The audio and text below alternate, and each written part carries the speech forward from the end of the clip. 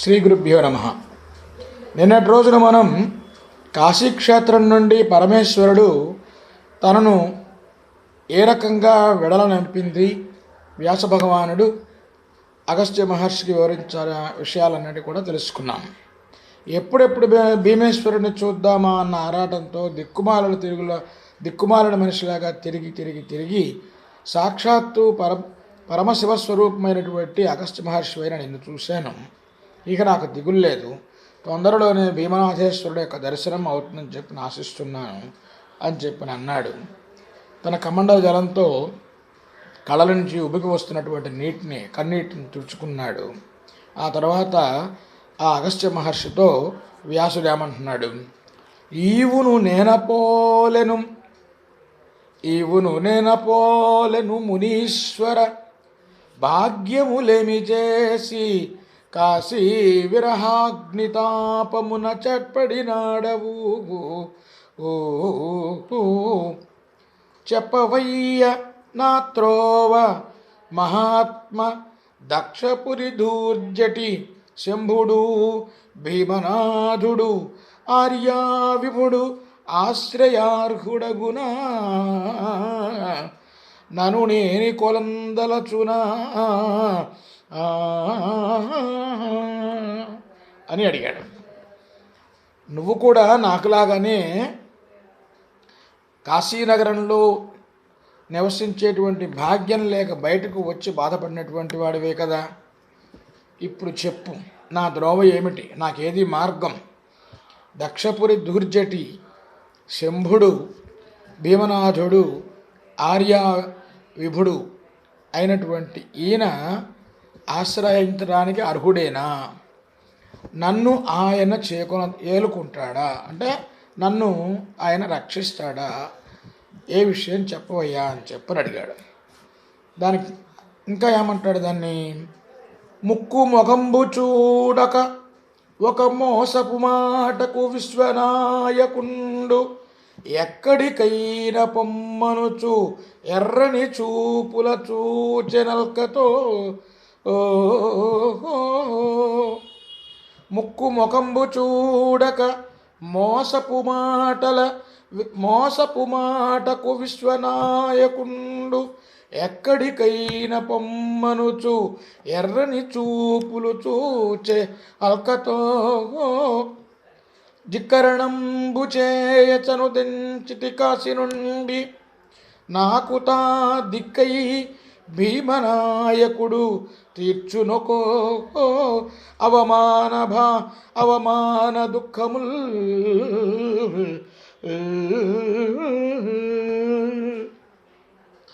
ముక్కు మొకంబు చూడకొక మాసపు మాటకు విశ్వనాయకుండెక్కడికైన పొమ్మను చుయరడి చూపులు చూచే అల్కతో.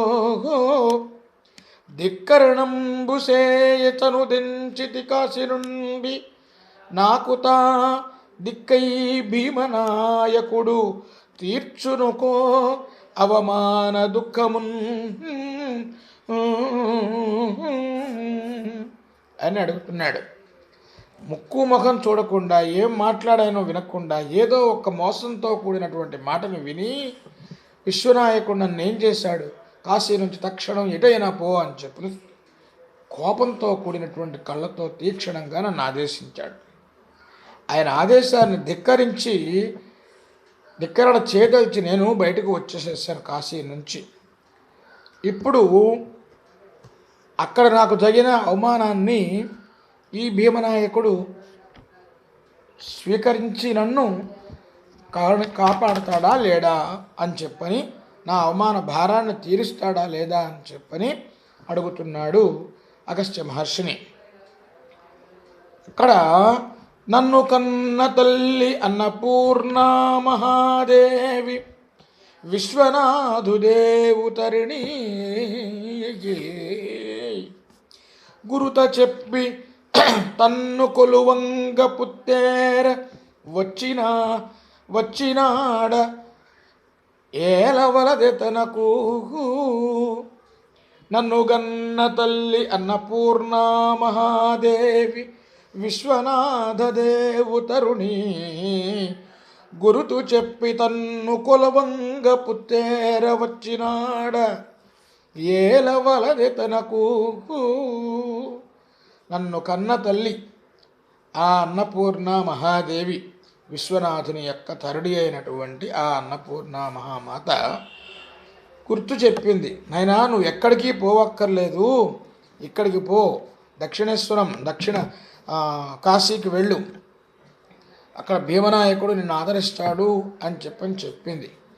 ఆవిడ పంపించింది కాబట్టి నేను ఇక్కడికి వచ్చాను. ఇప్పుడు నన్ను చూడవలసిన బాధ్యత ఆయనకు ఉందా లేదా అని చెప్పని, నన్ను పరిపాలించవలసిన బాధ్యత ఆయనకు ఉంది కదా అని చెప్పని అడుగుతున్నాడు. అంతేకాదు, ఇలాగా ఈ విధంగా తన మనస్సులో ఉన్న భావాలు, అనుమానాలు, భయాలు, ఆందోళనలు అన్నింటినీ కుప్పలు తెప్పలుగా, వందలు వేలుగా ప్రశ్నల మీద ప్రశ్నలు సంధిస్తూ ఉన్నాడు అగస్త్యుణ్ణి వ్యాస భగవానుడు. విని విని విని విని విన్నటువంటి ఆ అగస్త్య మహర్షి చెప్తున్నాడు. అగస్త్య మహర్షి ఏమంటున్నాడయ్యా అంటే, వితతాష్టాగమ సంహితాగమ కథా వీధి సహస్రంబు భారతతంత్రంబు అఖిలంబు నీయజీ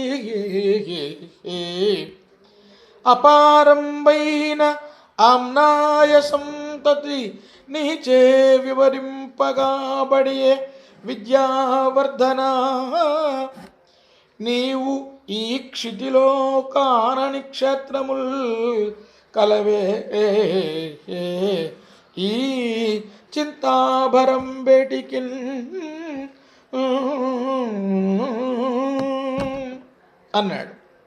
వితతాష్టాగమ సంహితాగమ కథా వీధి సహస్రంబు భారతతంత్రంబు అఖిలంబు నియతి అపారంబైన ఆమ్నాయ సంతతి నీచే వివరింపగాబడియే విద్యావర్ధన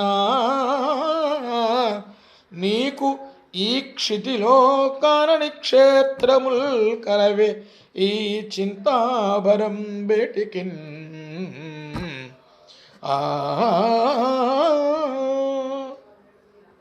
ఓ వ్యాస భగవానుడా, సమస్తమైనటువంటి భారత భాగాన్ని మొత్తాన్ని కూడా సృష్టించినటువంటి కర్తవు నువ్వు, సర్వ విద్యావేత్తవు నువ్వు, విద్యావర్ధనుడువు నువ్వు. ఈ భూమండలంలో నీకు తెలియని క్షేత్రాలంటూ ఏమన్నా ఉన్నాయా? కేవలం చింతాభారంతో మాత్రమే నువ్వు ఇలా మాట్లాడుతున్నావు. కానీ ఈ సమస్త భూమండలాన్ని సృష్టించినటువంటి, భారత భూమండలాన్ని సృష్టించినటువంటి మహావిద్యావేత్తవు నువ్వు. నీకు తెలియంది ఏముంది చెప్పు? భీమలింగ మహిమయు నీకు తెలియంది కాదు. ఇప్పుడు నువ్వు అడుగుతున్నటువంటి ఈ భీమేశ్వరుని యొక్క మహిమ కూడా నీకు తెలియందేం కాదు. నీ మనోవిషాదంబు చేత ఇట్లా అడుగుచుంటివి. కేవలం మనస్సులో ఉన్న బాధతో మాత్రమే నువ్వు ఈ రకంగా అడుగుతున్నావు తప్ప నీకు చేతకాంతి, నీకు తెలియని విషయాలు ఏమీ లేవు. అయినను కొద్దిగా నాకు తెలిసిన విషయాలు చెబుతాను, విను, ఆకర్ణించు. ఏమిటి? మొట్టమొదట, మోక్షస్థానము భోగభూమియును అయి 300 క్షేత్రంబులన్ సాక్షాద్రక్ష బ్రహ్మ పదంబనగా అపరస్వర్గంబునానొప్పగున్ దక్షారామము భీమనాయక మహాధామంబు లోకత్రయీ చక్షుఃప్రాహణ లోకత్రయీ చక్షుఃప్రాహుణకాయ మానస సుషుమా సంపత్సముద్దామమయీ మోక్షస్థానము భోగభూమియునునై 300 క్షేత్రంబులన్ సాక్షాత్ బ్రహ్మ పదంబనంగా అపరస్వర్గంబునానొప్పగున్ దక్షారామము భీమనాయక మహాధామంబు లోకత్రయీ చక్షుఃప్రాహుణకాయ మాన సుషమా సంపత్ సముద్దామమై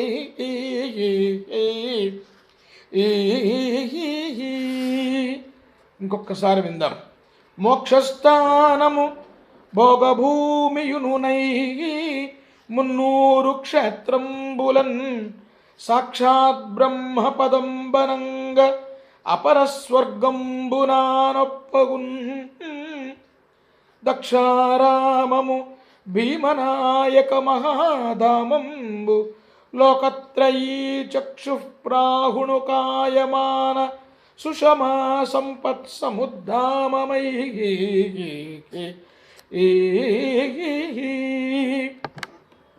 ముల్లోకాల నుంచి వస్తున్నటువంటి అతిథులందరికీ వారి యొక్క మనోజ్ఞమైనటువంటి సంపత్ సముద్ధామకామైనటువంటి సంపత్ సమృద్ధికరమైనటువంటి కోరికలు భావాలు తీర్చగలిగినటువంటిది మోక్షస్థానం. ఇది భోగభూమి కూడా అయినటువంటిది. 300 క్షేత్రంబులన్ 300 క్షేత్రాల్లో సాక్షాత్ బ్రహ్మపదం బనంగ సాక్షాత్తు ఇదే బ్రహ్మపదం అని చెప్పదగినటువంటిది. అపర స్వర్గంబునానొప్పగున్ సాక్షాత్తు రెండవ స్వర్గంగా కనబడుతూ ఉంటుంది. భీమనాయకుని మహాధామమైనటువంటి ఈ దాక్షారామం ఇది ఎటువంటి వారికైనా మోక్షధామం. ఇందులో ఏ రకమైనటువంటి సందేహము అక్కర్లేదు. 3 లోకాల నుంచి అతిథులుగా వచ్చినటువంటి వారి యొక్క మనోజ్ఞమైనటువంటి మనోభావాలన్నింటినీ కూడా వాళ్ళందరికీ కూడా సంపత్ సముద్ధామమైనటువంటి మోక్షస్థానం ఇది. కాబట్టి దీని గురించి నీవే రకమైనటువంటి దిగులు, ఈ భీమనాయకుని గురించి ఏ రకమైనటువంటి అనుమానము పెట్టుకోవలసినటువంటి అవసరం లేదని చెప్తున్నాడు అగస్త్యుడు. ఇంకేం చెబుతున్నాడు? రాజవంశజుడగు భగీరథుని వెనుక పారుదించిన చదలేరు పాటియగునే సప్తమునిరాట్ ప్రతాప సంప్రాప్తమైన సప్తగోదావరంబుతో సారమహిమన్ సప్తగోదావరంబుతో సారమహిమన్. ఇది ఎటువంటి సప్తగోదావరం ఎట్లా వచ్చింది? ఇది సప్తమునిరాట్ ప్రతాప సంప్రాప్తమైనటువంటిది. ఇది 7 ఋషుల చేత తీసుకొని రాబడినటువంటి ఈ గోదావరి నది. దీని యొక్క సారమహిమ రాజవంశుడైనటువంటి భగీరథుని వెనకపడి నేలకు వచ్చినటువంటి పారుదించి ప్రవహించినటువంటి గంగకు సాటి అవుతుందా? గంగ దీనికి సాటి అవుతుందటయ్యా అని చెప్పాడు.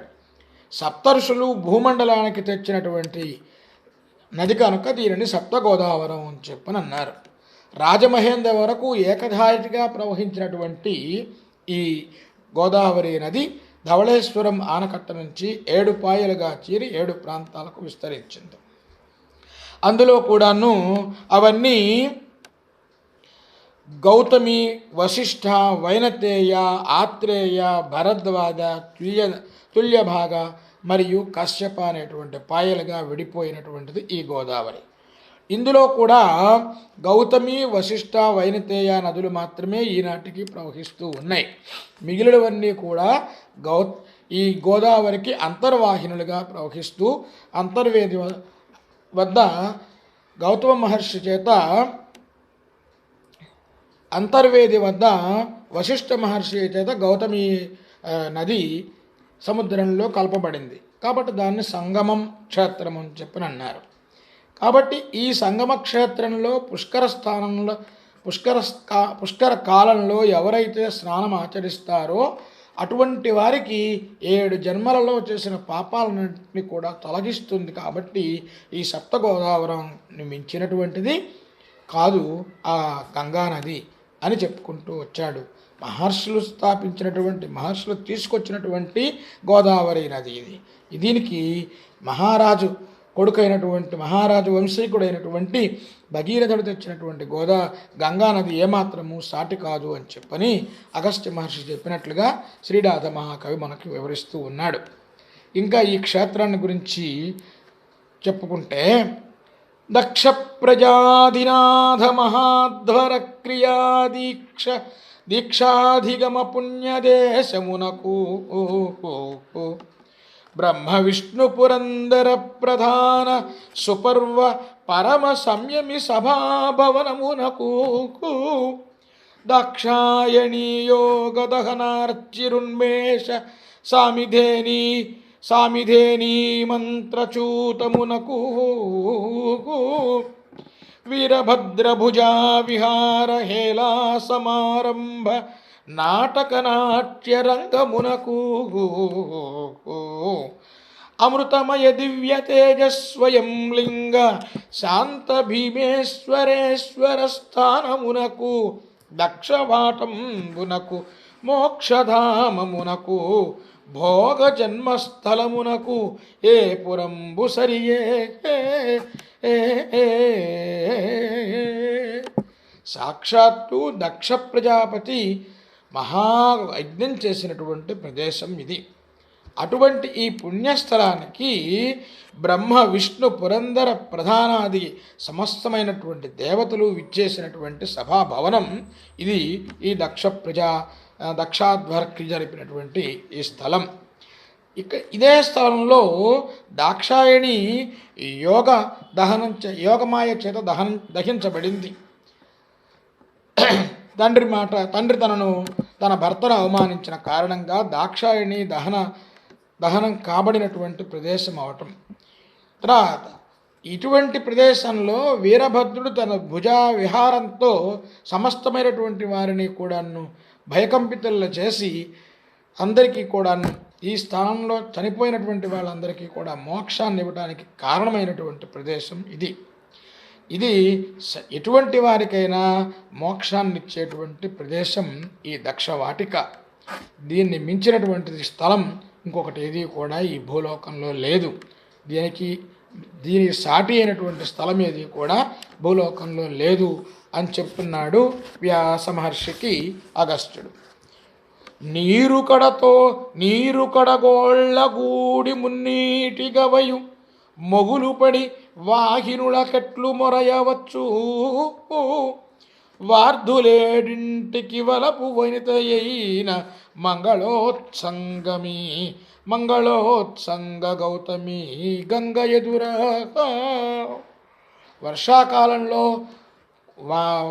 వర్షాకాలంలో మునిగినటువంటి నీటి గుంటలు లాంటివి ఇక్కడ ప్రవహించేటువంటి గంగా ప్రవాహం.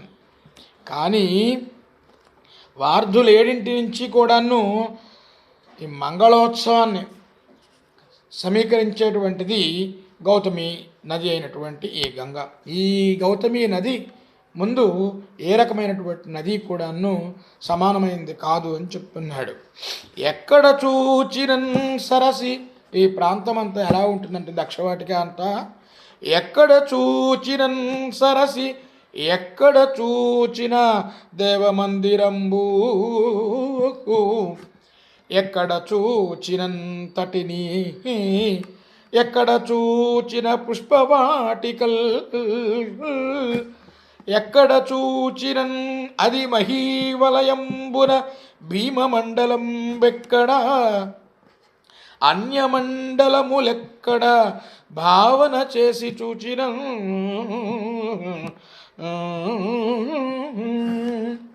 ఈ దక్షవాటికలో ఈ భీమమండలంలో ఎక్కడ చూసినా సరస్సులు కనబడతాయి, ఎక్కడ చూసినా దేవమందిరాలు కనబడతాయి, ఎక్కడ చూసినా నదీ ఉత్సవాలు కనబడుతూ ఉంటాయి. ఎక్కడ చూసినా పుష్పవాటికలే, ఎక్కడ చూసినా ఎక్కడ నువ్వు ఊహించుకున్నప్పటికీ మొత్తం మహీమండలం మొత్తం మీద కూడా భీమమండలానికి సాటి అయినటువంటి మండలం ఏదీ లేదు అని చెప్పని తెలియజెప్తూ ఉన్నాడు అగస్త్య మహర్షి. ఇంకా బ్రహ్మహత్యాదులకు మహాపాతకములు ధాత్రిజములకు నిమిషమాత్రమున బాయు భీమనాథ మహాదేవు పెండ్లి నాటి దక్షిణాముఖ మంటప దర్శనమునన్.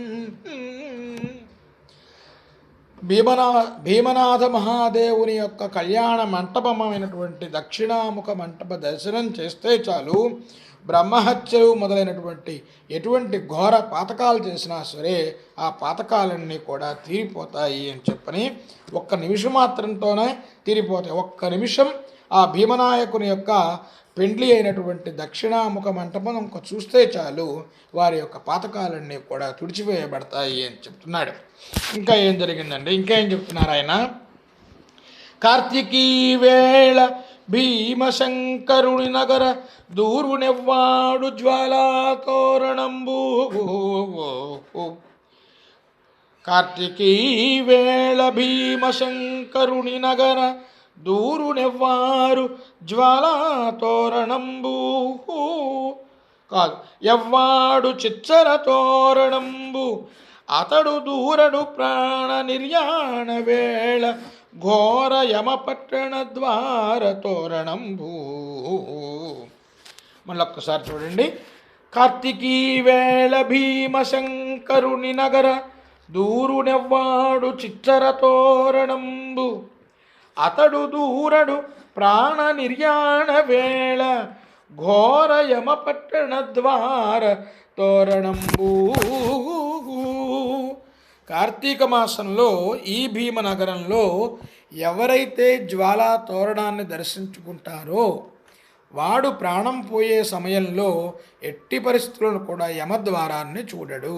అంటే ఏమిటంటే మోక్షాన్ని పొందుతాడు. భీమనాథుని దగ్గర భీమనాథుని నగరంలో ఎవరైతే జ్వాలా తోరణాన్ని చూడగలుగుతారో కార్తీక మాసంలో అటువంటి వాడికి మోక్షం సిద్ధిస్తుంది, వాడికి యమపురి ప్రాప్తించదు అని చెప్తున్నాడు. ఇంకా ఏం చెప్తున్నాడండి? ద్వాదశ క్షేత్ర పుణ్యక్షేత్రములతోడ రమ్యమగు సప్త గోదావరంబుతోడ వరద భీమేశ్వరావాసమైన దక్షవాటంబు కళ్యాణధామమరు. ద్వాదశ క్షేత్ర పుణ్యక్షేత్రములతోడ రమ్యమగు సప్త గోదావరంబుతోడ వరద భీమేశ్వరేశ్వరావాసమైన దక్షవాటంబు కళ్యాణధామమరు. ఈ దక్షవాటం అంతా కూడా ద్వాదశ క్షేత్ర పుణ్యక్షేత్రములతో అలరారుతూ ఉంటుంది. రమ్యమైన సప్త గోదావరంతో ప్రకాశిస్తూ ఉంటుంది. వరద భీమేశ్వరేశ్వరాస్ ఆవాసమైనటువంటి ఈ దక్షవాటం అంటే ఎన్నో రకాలైనటువంటి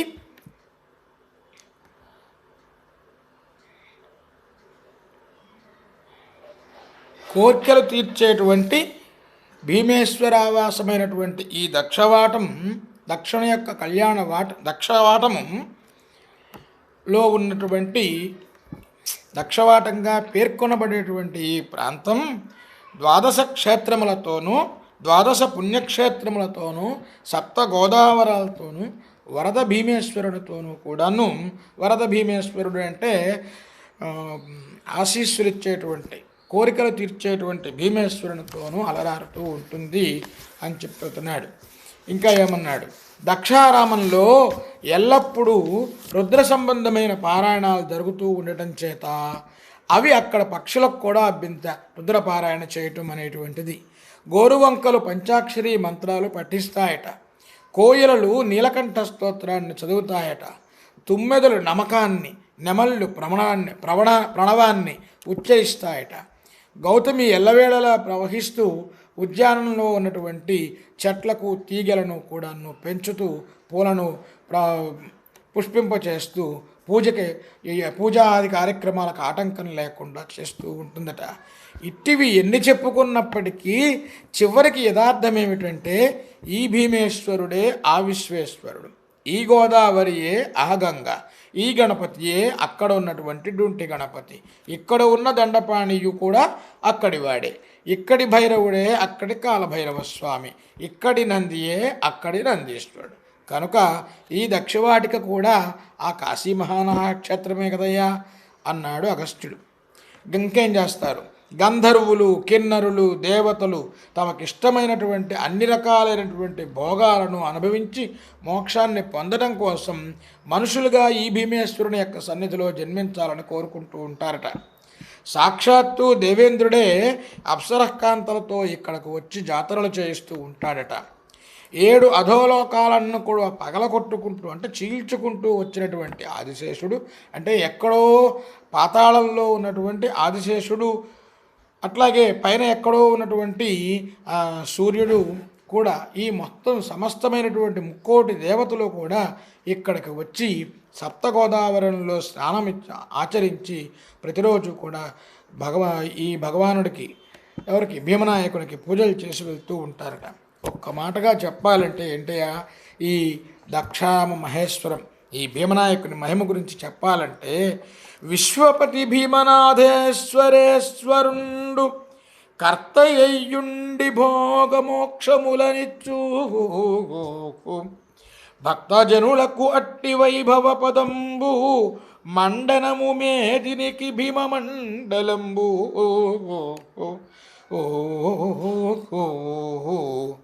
సాక్షాత్తు ఎటువంటి వారికైనా సరే సమస్తమైనటువంటి జీవరాశులకి కూడా భీమనాథేశ్వరుడే కర్తగా ఉండి అందరికీ భక్తజనులందరికీ కూడా మోక్షాన్నిస్తూ తానే కర్తగా ఉండి మోక్షాలనిస్తూ వైభవాన్ని అందిస్తున్నటువంటి వాడు. అటువంటి ఈ భూమండలం, ఈ భీమఖండం, ఈ భీమమండలం ఈ భూమండలానికి అలంకారము అని చెప్పని, భూమండలానికి నిజమైనటువంటి అలంకారం ఏదయ్యా అంటే భీమమండలము అని చెప్పని చెబుతున్నాడు. సాక్షాత్తు భీమేశ్వరుడే తానే కర్తగా ఉండి ప్రజలందరికీ భక్తులందరికీ మోక్షాన్ని ఇచ్చేటువంటి వైభవ పదం కలిగినటువంటిది, వైభవమైనటువంటి అలంకారంగా భాషలుతూ ఉంది భీమఖండం భూలోకానికి అని చెబుతూ ఉన్నాడు. భీమఖండం యొక్క దక్షవాటికి యొక్క మహాత్మ్యాన్ని గురించి, భీమనాథుని యొక్క గొప్పతనాన్ని గురించి ఇంతవరకు విన్న మనం పౌర్ణమిలో ప్రవేశిస్తున్నాం కాబట్టి తెల్లవారుజాము నాటికి బ్రాహ్మీ ముహూర్తం నాటికి భీమేశ్వరుని దర్శించుకుందామని చెప్పని ఆశిస్తూ అందరికీ భీమేశ్వరుని కృపా కటాక్షాలు సిద్ధించాలని, అందరము ఆయురారోగ్య ఐశ్వర్య సంపన్నులై మెలగాలని చెప్పని కోరుకుంటూ స్వస్తి.